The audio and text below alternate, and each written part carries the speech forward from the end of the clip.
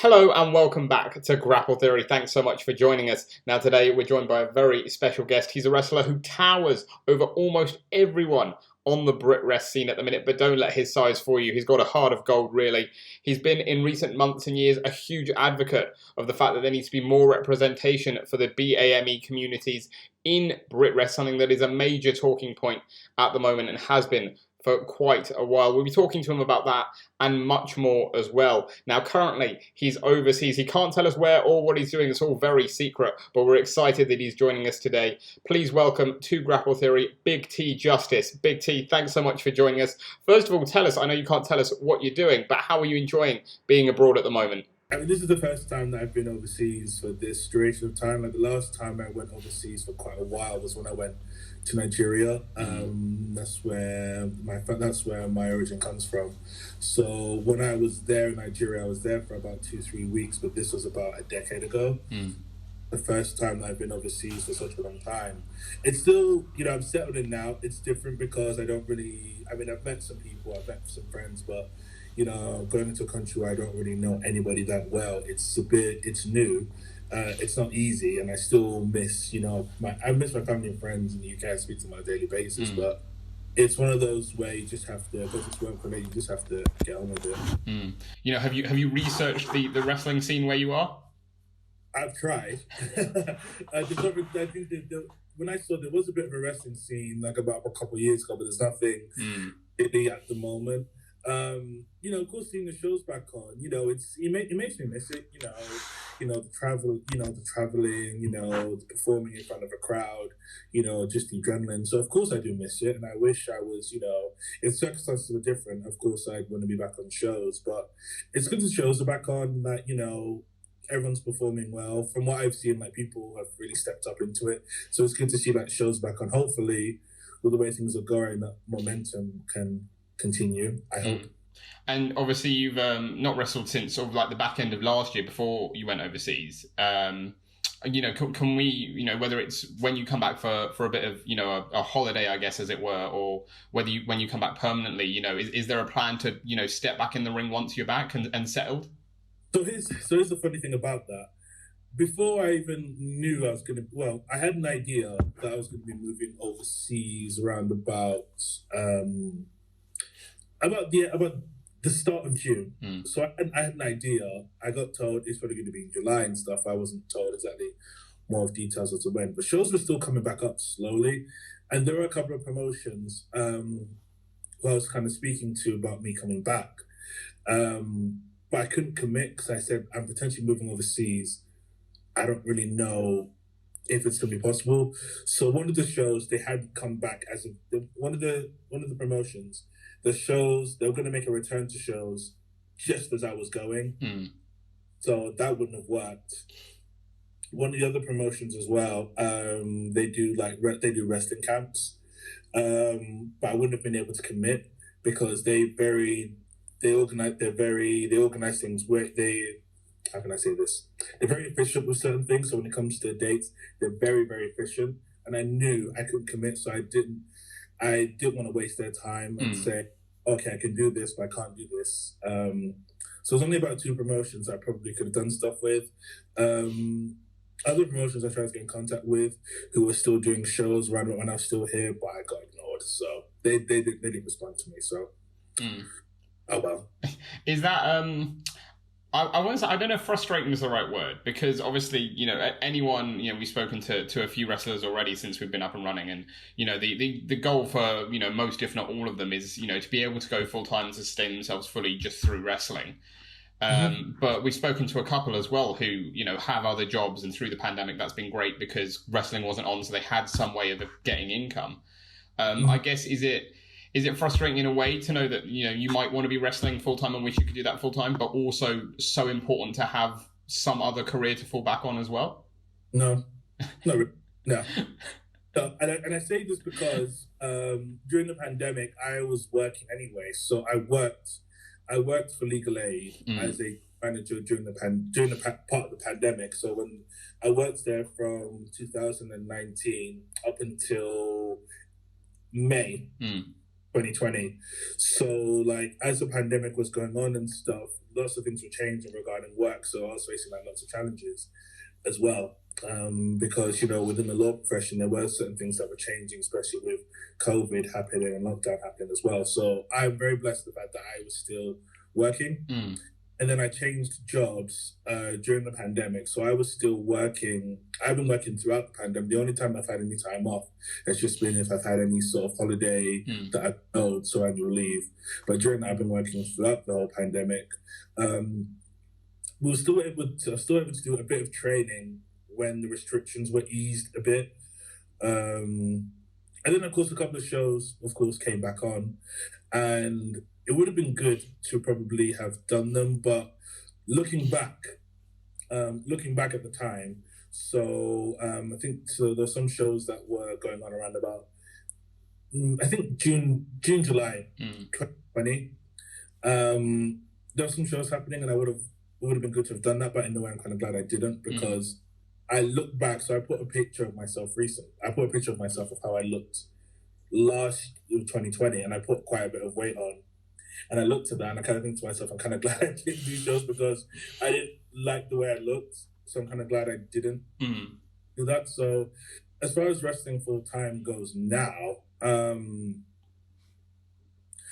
not sure if that's what I want, to be fair, right now at the moment. Of course, I'd want to wrestle back on independent shows and do more.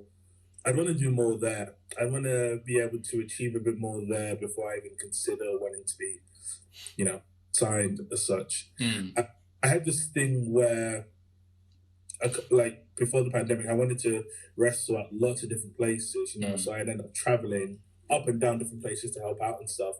But now I'm at a place of where, even if I just wrestle at one or two promotions that are consistent, I'm happy with that. Yeah, sure. No, absolutely. And I want to get on to what was, I guess, your last show before you went overseas and after the pandemic, but before you went overseas, which was Charles Crowley's You're Cordially Invited, which was just a crazy, crazy thing to watch. I mean, you're the first person who was in that match we've had the privilege to speak to here. So what was it like filming that? Because it just looked absolutely mental. Charles Crowley is he's quite a character. He's got such a creative mind about things. So doing it was different.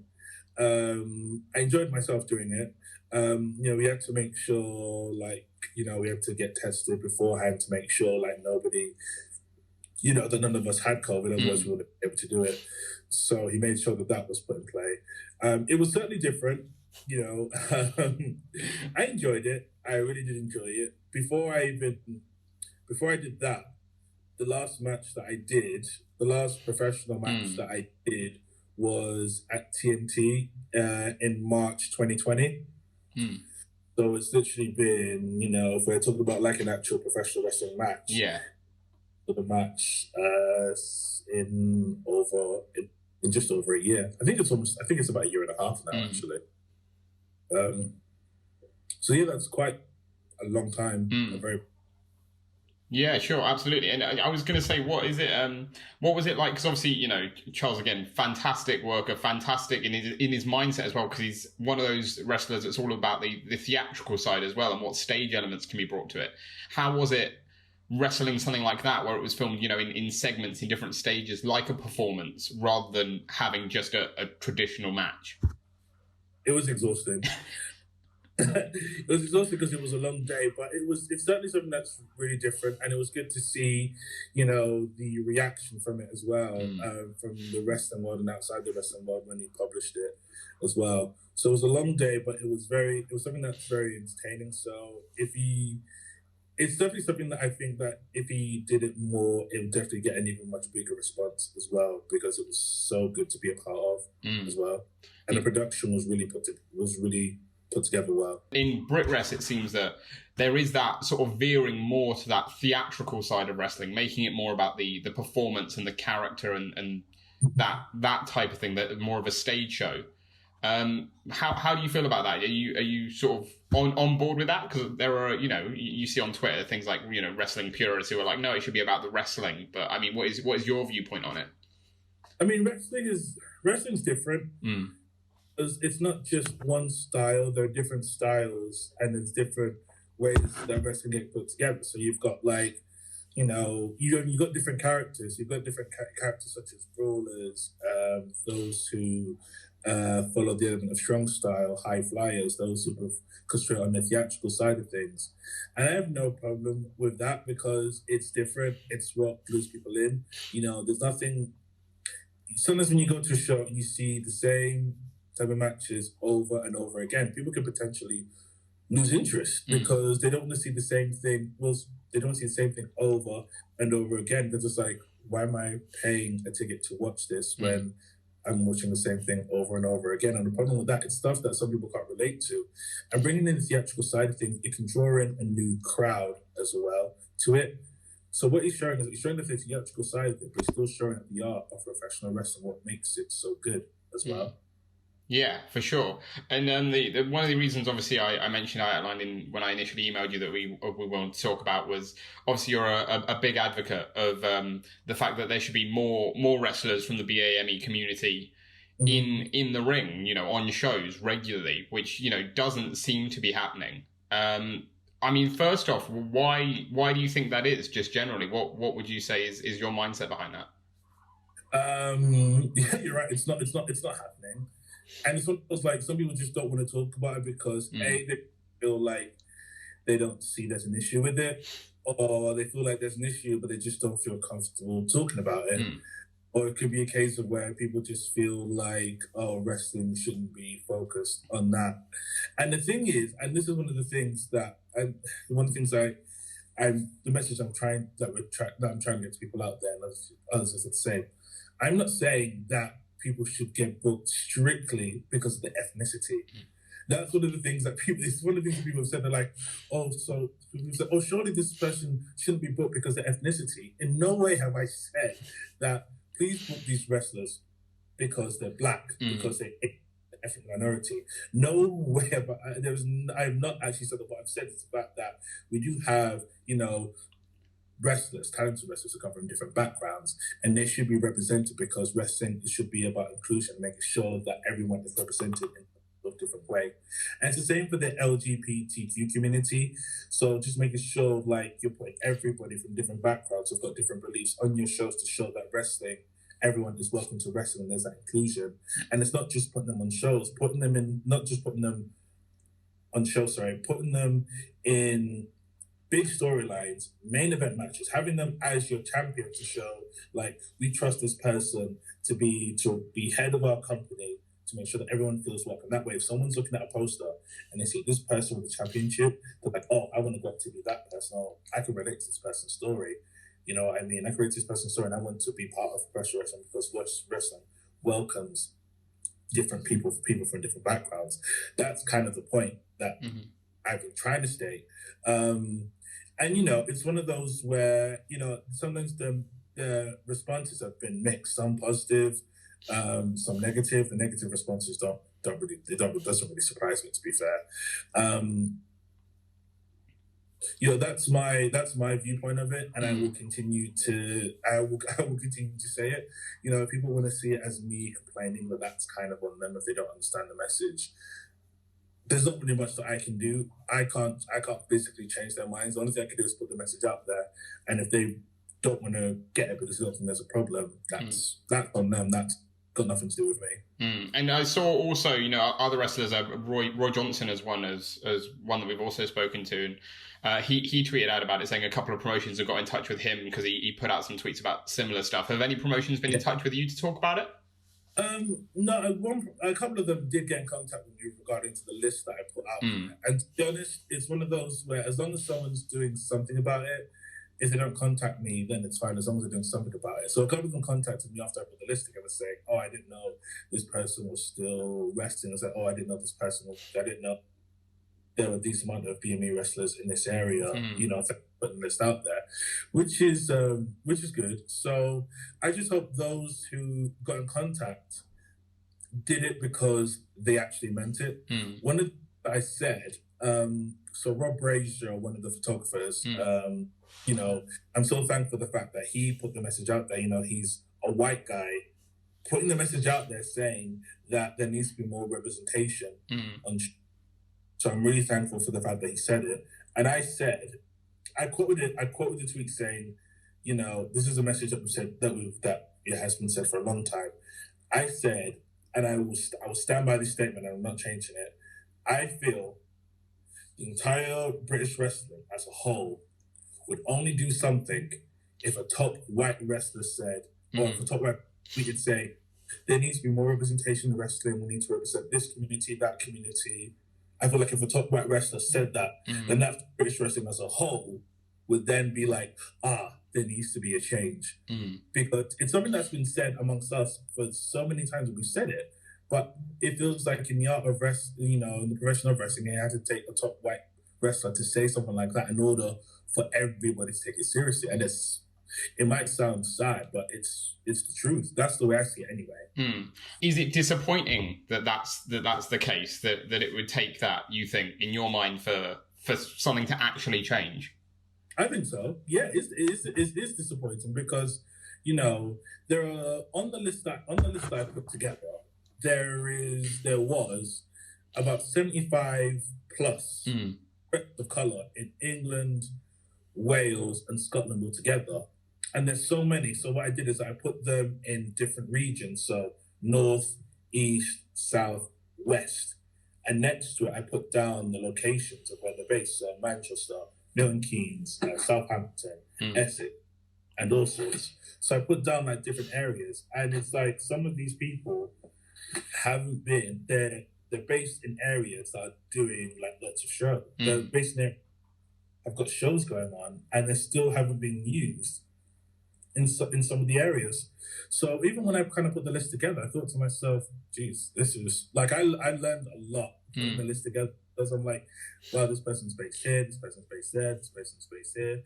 But it's disappointing to know that that's potentially what it would take, because I can tell you this now, I personally feel like if the shows had not been called out, nothing would have happened. Like nothing would have happened.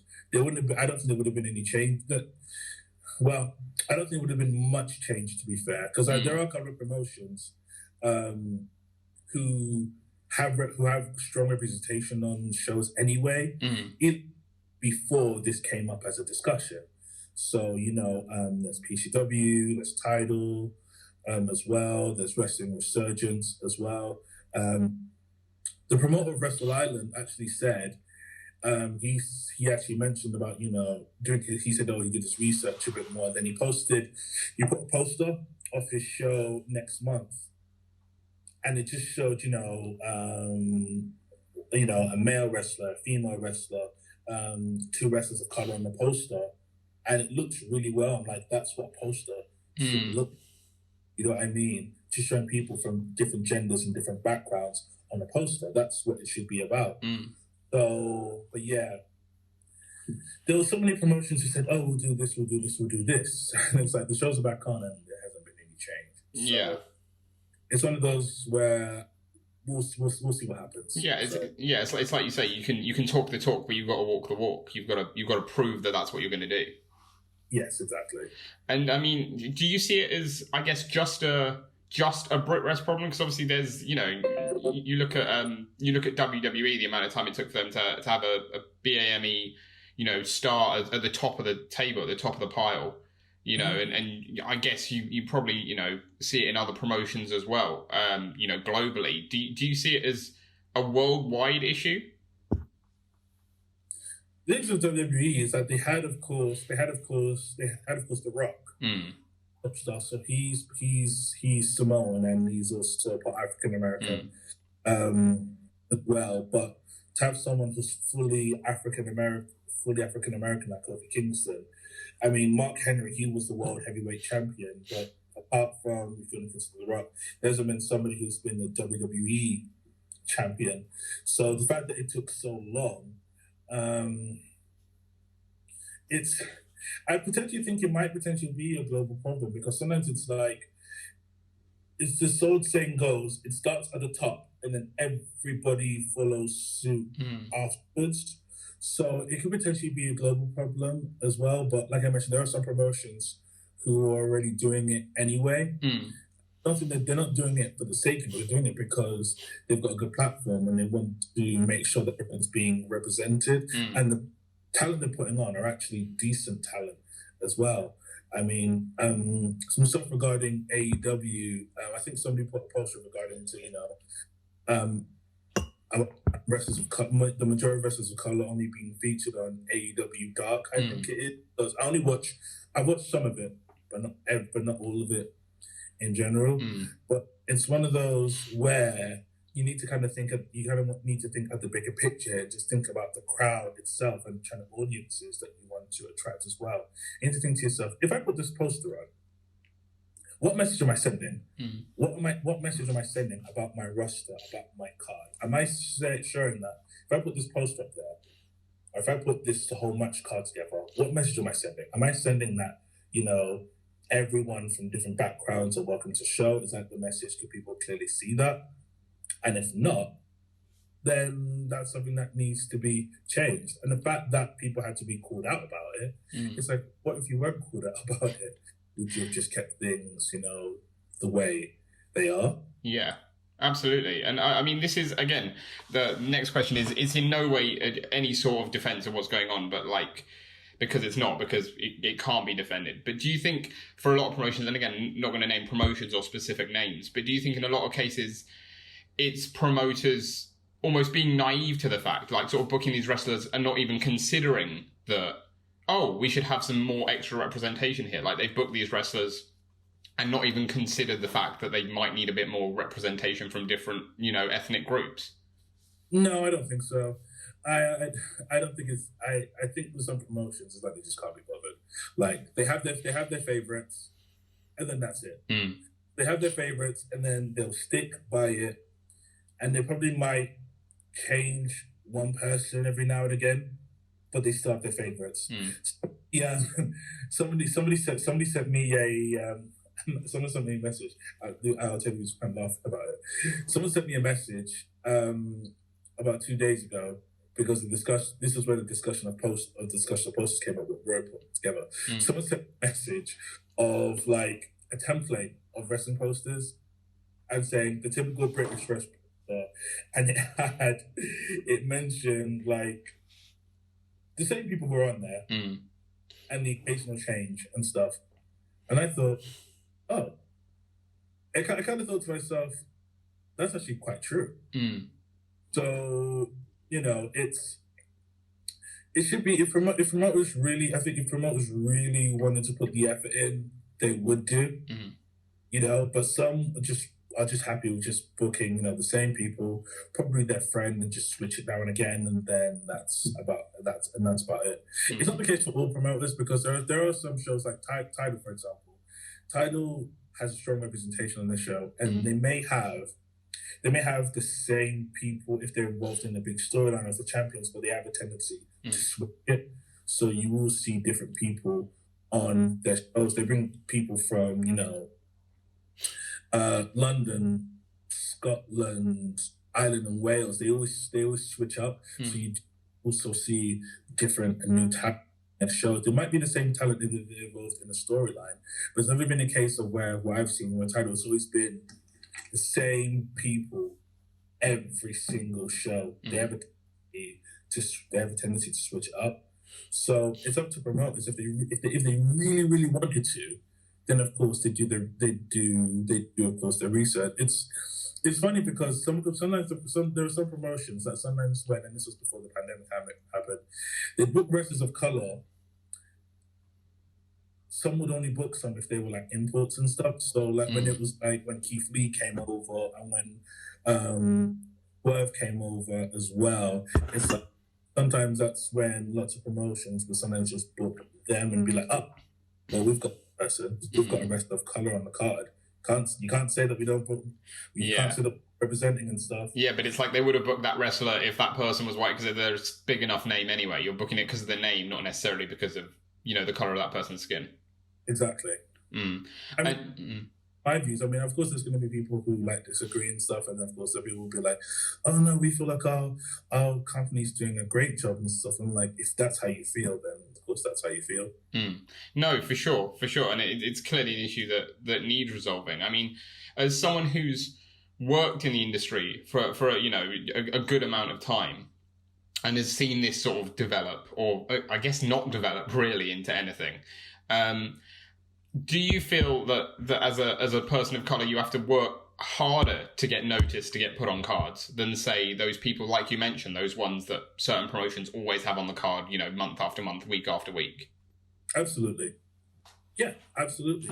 And this isn't just, it's not just a wrestling thing. It's something that I've experienced in general, like my life, because it's not just wrestling. It's, I've been in university, I've worked in corporate places, and it's sort of just saying of having to work extra hard just to make sure you're treated as equals or to be considered part of the team. I've sometimes felt like I've had to walk on eggshell just to make sure that I don't do something by mistake or say something by mistake, because I know if I do, I'll be like, oh, if I do this, then I'm probably not going to be on the show. I'm probably going to get taken off and such. So yeah, I felt like I've had to take extra steps just to make sure that I'm considered to be, of course, part on the card. And it's sometimes just one of those where I feel like that's been the way for quite a lot of years in wrestling, and it's not just wrestling; it's inside corporate places of work. As well, inside corporate industry, try and get that role, trying to get that successful role as well. So it's been like that for many, many, many, many years. I mean, there are some promotions, to be honest, that I've been able to, work for, that have treated me just fine as an equal. Like I've not had to go beyond my way just to be treated, as equal. But I feel like in general, that's the case, just having to work, of course, extra just to be considered, just to be an equal. Really, so you mentioned that what you feel like there are, and again we won't name names, but you feel that there are certain promotions who will actively sort of treat you differently when you're there. No, so it's a case of where there's some promotions that I've been on where I've literally just been the only person of color there, and sometimes some of the wrestlers have said things like ignorant things and things like that, and I've taken it, and I mentioned this last year. Like there's some shows that I've been to where people have made they've tried to make ignorant jokes, ignorant statements, and it's taken every fiber in me not to react how I'm going to react, because I know if I do react a certain way, I'm going to get looked at as being the aggressive one, or I'm going to be, T's yelling, T's shouting, or T's being unprofessional and stuff. And I just have to bear my tongue and be like, okay, I'm just going to ignore that and just carry on, of course, doing my job. One of the things, Warren Banks, he put out a tweet stating that, saying about everything's patterned, where he put a tweet saying, when someone said, "Oh, why would you do everything's patterned? Just imagine if there was a show with an all-white card."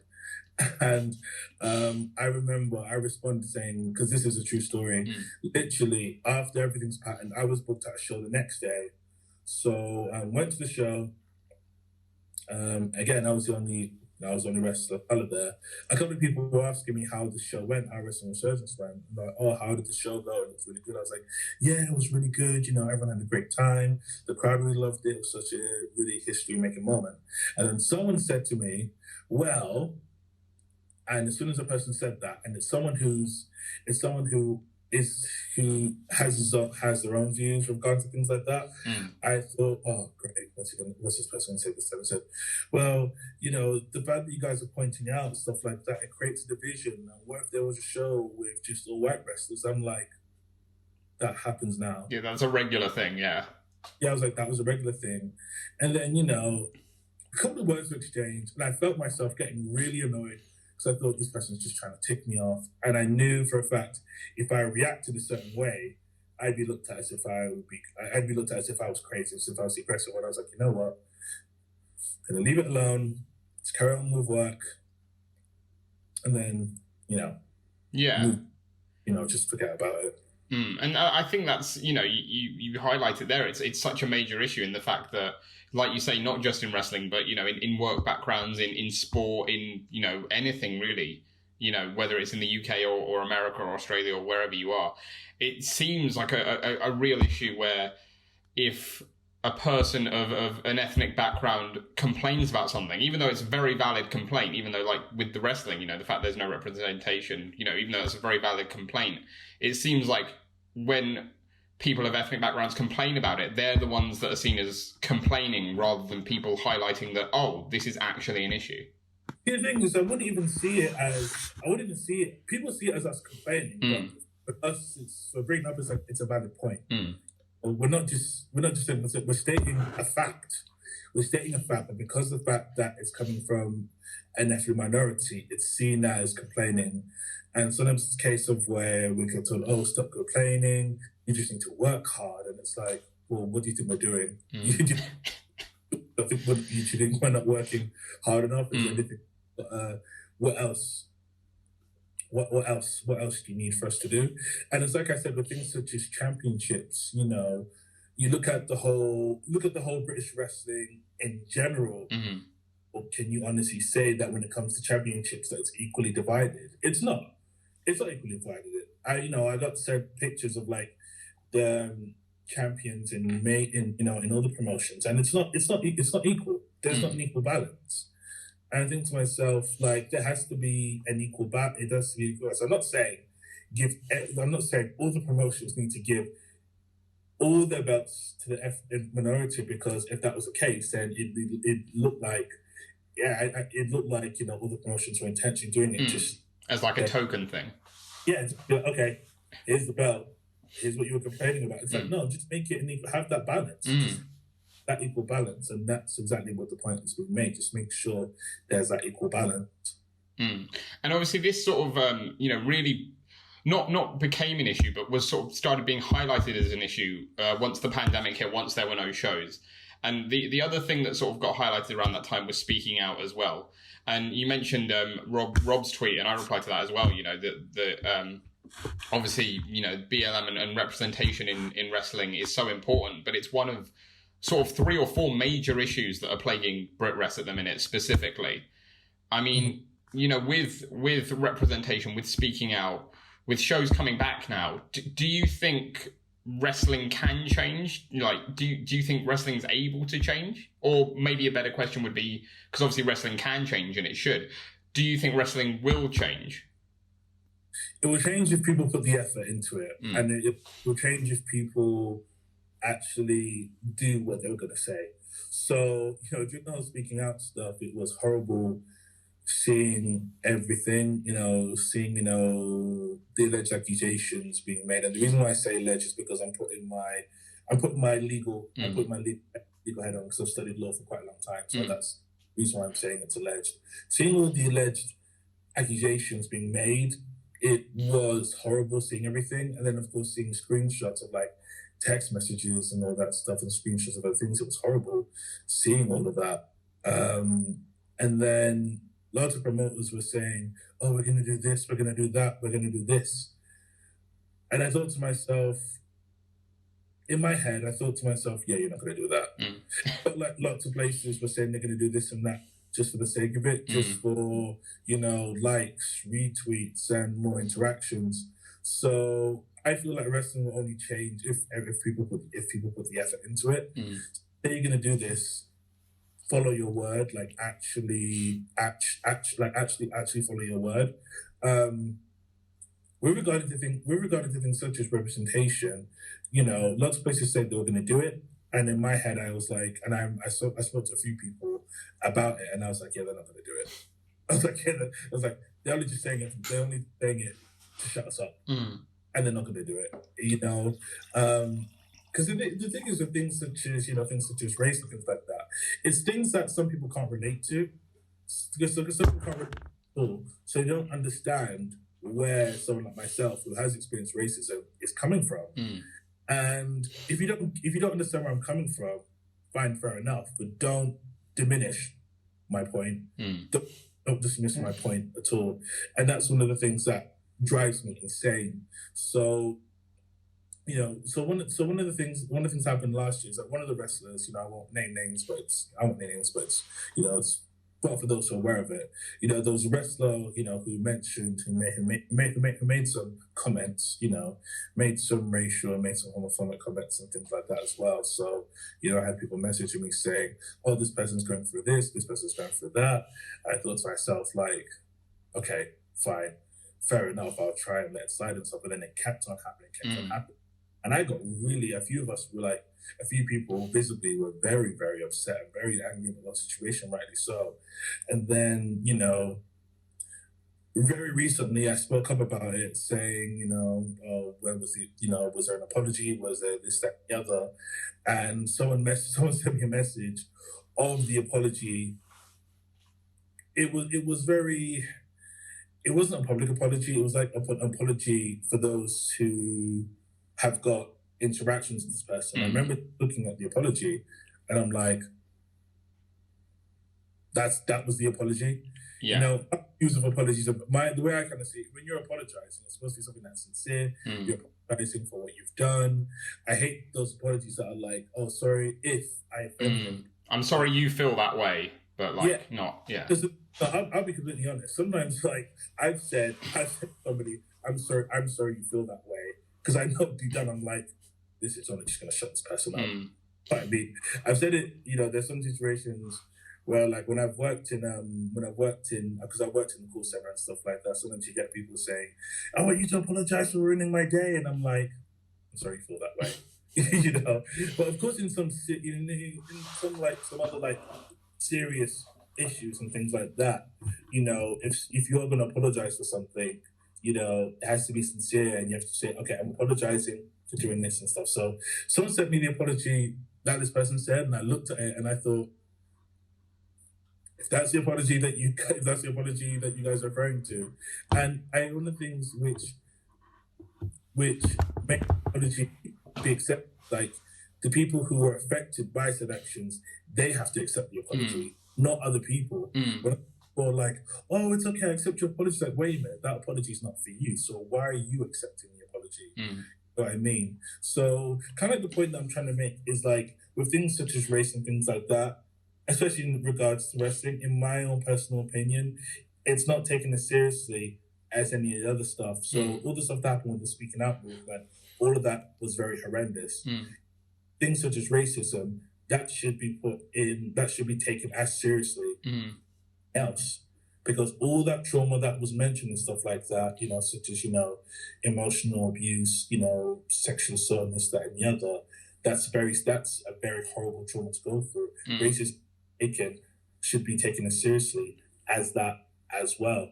So when people are taking action with regarding to things to make sure that type of trauma doesn't happen, stuff such as racism should be put into that same category, into that same conversation. So as far as change in wrestling happening, if everybody puts the effort and actually does what they say they're going to do, then yeah, of course there can be that change. But I feel like there are some places that aren't going to make the effort. They're just going to carry on the way they were before. Absolutely. And there's a couple of bits that you sort of mentioned there that I want to sort of pick up on individually. And the first is from a legal mind, because this is really interesting for me. From a legal mind, from someone who's had that training and who knows how the law works in that way. How do you find, again, won't name certain promotions, but there have been promotions who are sort of advertising maybe certain wrestlers who have said things or maybe were accused of things during speaking out, and would advertise them back on shows, or like that they're coming back to shows, etc. And obviously that does cause a lot of backlash, but also you get fans who aren't as bothered, who don't really care, who are like, oh, it's good to have this person back. And like you said before, obviously, plenty of us will stand with the victims. But, from that legal mindset, you do have to say alleged until something's proven. So where do you stand in terms of those promotions? I'm not going to say who's in the right, who's in the wrong, but, is it a tricky grey area when these promotions are booking people who have been alleged of things? And there's this fury on one side, but also this sort of defence on the other. Yeah, it's very tricky because, it's one of those where in situations like this, so let's just say, for example, you know, let's just take wrestling out of the equation. Let's happen in any sort of place of work. So let's say if it happened in an office, happen in McDonald's, happen in Lidl, Aldi, Asda, such and such or whatever. If an accusation is made, companies have to take certain actions to make sure that the correct process is followed through, to make sure they come to the resolution, to find out if this alleged action happened or not. So lots of places have got a process, so they'll go through, HR, some will have the union, and then some places have got other certain things. Wrestling doesn't have, independent wrestling doesn't have that. Well, some places say they've got, some wrestlers said they've got like spokespeople and stuff. Some promotions said they've also got safeguarding officers, I think, and things like that. But independent wrestling, it's not the same as working in an Asda or a corporate workplace or a Tesco's, for example, because independent and these processes are quite different. So from a legal standpoint, I kind of think to myself, when if some people are put on, I may have my reservations, but it's one of those where, like, from Promoter's point of view, I guess, depending on the situation, hands can be tied. So, like, when I'm kind of seeing, if someone has made like an accusation against somebody, and you kind of see like screenshots or evidence of what that person has done. So, I'm just saying something hypothetical. But let's say if someone has accused someone of doing such and such a thing, and then that person's posted. It's one of those, like, I think to myself, well, there's evidence suggesting that. Do I really want to book this person when there's clear screenshots of this alleged action? Or sometimes, or there could be, there may be where there's been an accusation. There's not clear evidence. Evidence hasn't been posted for whatever reason. And the problem was like, do I book this person because they've been accused of something? I can't see any evidence. But it's a tricky area. It's not easy, If things have been submitted to the police and things like that, then of course that's different. That's completely different. But if things have just been publicized on social media, it depends. It's tough. I'll be honest, it's probably a question that I can't give you a clear answer, because of what I've mentioned before. It's such a tricky gray area, and this isn't me doubting. This isn't me like doubting, any of the victims and stuff. I'm just saying it's a very tricky area depending on what the circumstances are. But some promoters will just stick somebody on and stuff like that. I mean, my situation, kind of like when I saw like when a certain person was put on and stuff, I was pissed. I was pissed because I'm like, this person's on and stuff. And I said this last year. Like, some people when my friends were messaging me saying, just check if I was okay and stuff. And I said to my friends, what's going to happen? I said, give it a year. This person's going to get put back. This person put back on shows. And I said, and to be fair, I don't really, I don't really like care at this point what people think. If they're like, oh, I'm just complaining and stuff like that, it's one of those where as soon as that thing happened, I was absolutely mortified and I was upset and I was angry. I had to, and lots of people on social media were pissed, rightly so. And few of our feelings were kind of like dismissed, being told, oh, this person's going through this and stuff. And the way I kind of see things, if there was a sincere apology, about the situation, I probably would have been like, you know what, appreciate you apologizing. Thanks for that. Let's, kind of move forward. But if get back to the point in hand, it's very tricky. It's very, very tricky because, at the end of the day, this is independent wrestling, what I mean? Like, places independent wrestling promotions aren't like these corporate places that have got a whole HR system behind them to control those. And of course, WWE, they've got, you know, a HR team, they've got a legal team to, of course, deal with to things like this and then investigate it a bit further. Some independent places don't have that facility to control that, so it makes it even harder, of course. But one of the things that I will say is that in situations like that, it should be a case of where, like, people's experience in the industry shouldn't hinder someone's decision. If that makes sense. If you're gonna put this message out there saying we're gonna do this, we're gonna do that, especially when it comes to taking action against certain wrestlers, their experience and who they are shouldn't play into a factor. If you're gonna say, okay, hypothetically, for example, if you say, let's say a promotion puts this message out saying, like, you know, if an accusation is put against the wrestler and stuff, we won't put them on shows. We won't put them on like shows for the rest of the year. This is just an example. We won't put the shows for the rest of the year. Don't just, if you're gonna say that, make sure that's applicable to everyone, not just to a trainee who's just coming to the business. Make sure it applies to that person who's been in the industry for 15 years. Yeah, 10 the top guys, yeah. Yeah, exactly. So make sure you're consistent with that. If everyone was consistent, then things will change. If people made an effort, then I think things will change. Let's sort of like round off this chat with, you know, some lighter stuff as well. You know, you mentioned your sort of list there, your contacts list of all the BAME, you know, wrestlers who people can contact to book on shows. Yeah. Out of that list, obviously, I'm sure you'd like to mention everyone, and you know, having looked through it myself, there are so many that you could mention on there. But who are the ones in your mind that people should look out for, that you think should be, you know, at the top of the cards, who are doing really good stuff? It's kind of difficult because I know like that people are going to be like, oh, why did you mention my name? Stuff. If that's too much on the spot, you don't have to. I know. I appreciate that's a tough question. No, it's okay. I'll still answer it. So there is a wrestler called Leon Slater, who's based, I think he's based in Yorkshire. There's AC Payne. There's also Ronnie Knox. She's based in London. There's also a wrestler called Shonique, however name she's going by.